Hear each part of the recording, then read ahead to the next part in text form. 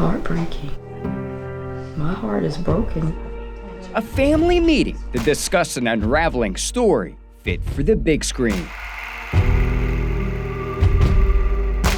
This is stuff you see on movies. This is worse than a Lifetime movie. It's so much to the story, we can't even tell it all. Her son, John Belt, in hospice care. His wife, accused of the unthinkable. He look like he wants some help up out of there.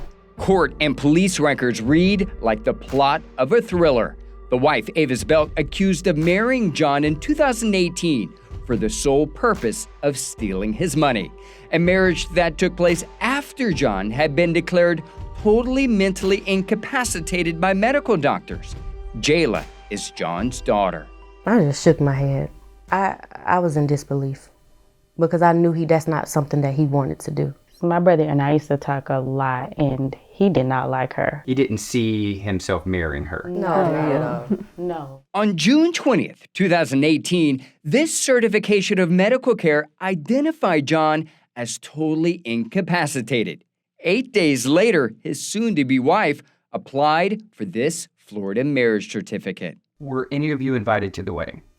No. Did you know anything about it? No. John's sister, April, claims they were married while on a cruise. He said, yeah. And she told me to get dressed in white.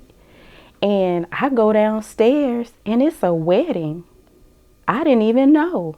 So he didn't even know he was getting married? He did not know he was getting married.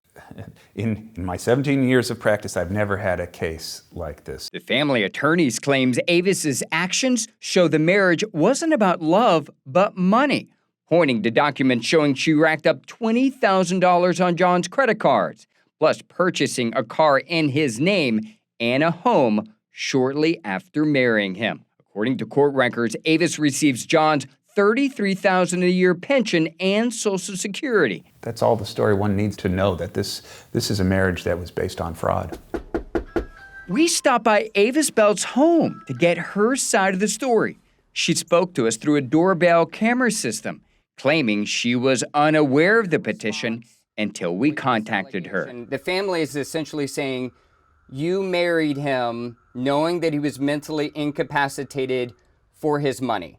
What's your response to that? That's very untrue. I'm not destitute, nor am I desperate. We also asked Avis about that medical document identifying John as totally incapacitated days before their marriage. Were you aware of that document? John was still in his right mind. Me and John was going to get married anyway. He wanted me to marry him. He said, let's go get married because I don't want my mother with any of my stuff. In January, John's mother filed this petition in Fulton County Court asking a judge to grant her guardianship of John and to dissolve the marriage, concerned for his health, claiming his wife placed him in a facility not providing suitable care. Public Safety Communications. This past December, John's sister Kim and his mom called 911 for an ambulance after visiting him here at this home care facility where he receives hospice care. We need to see if his lungs is closed enough. This is what John looked like a few years ago. This is him today. According to the police report, John appeared to be sick and in need of medical assistance, but the staff at the home insisted that he was under a do not resuscitate order. The report goes on to say Avis Belt told the officer by phone John shouldn't be transported to the hospital. I mean, we can't let him sit here and die, and he's only 58 years old.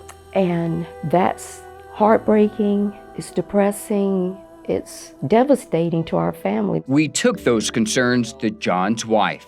Are you worried about his health? No, I'm not worried about his health because John is fine. He's in a facility. You believe he's healthy? Yes, he's healthy. John ain't never been no big guy. He just lost a little weight. We've got to get him back. Salacious claims involving a family at odds with who's best fit to protect a man who can't care for himself. And I just don't want to see another family go through this.